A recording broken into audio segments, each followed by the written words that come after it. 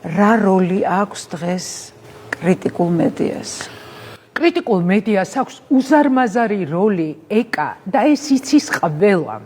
მე მithქვამს დადგება თქო ამ ქვეყანაში დრო, როცა შეიძლება თავისუფალი მიკროფონი აღარ იყოს, როცა ვიღაცას ეხლა ვისაც შეიძლება უხარია, რომ ჩვენ რაღაც კრიზისში ვართ და შესაძლებელია ხვალზე გავკრეთ. ვისაც შეიძლება ეს უხარია, შეიძლება ძალიან მალე დაუდგეს ისეთი დღე, როცა დასჭირდეს თავისუფალი მიკროფონი და უბრალოდ ჩამქრალი იყოს ეს მედია.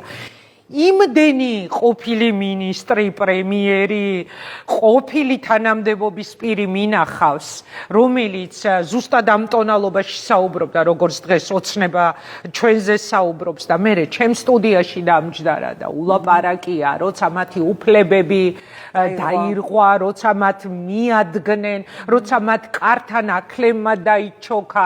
იმდენი მინახავს, რომ მე ზუსტად ვიცი, რომ ყველას დაუდგება ეს დრო და დღეს როცა ტაშს უკრავენ, რომ აი რა მაგარია, მალე გაქრნენ ეგ არხები, იმიტომ რომ ეგენი ამ ქვეყნის მტრები არიან, ხო ესე კვებავს პროპაგანდა და აწერინებს თავის ძირითად დასაყრდენებს სოციალურ ქსელში, ხო?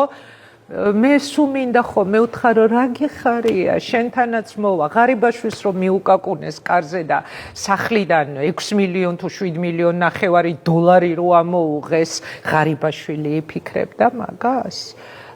ლილუაშვილის სახლში რომ შევარდეს, სუსის უფროსის ჭხრეკები რო ატარეს ამდენი ადამიანის სახლში, ისინი იფიქრებდნენ, რომ ეგ დღე დაუდგებოდა, ამიტომ ყველამ უნდა დაუშვას, როდის მოგადგება შენ უსამართლობა, არ იცი.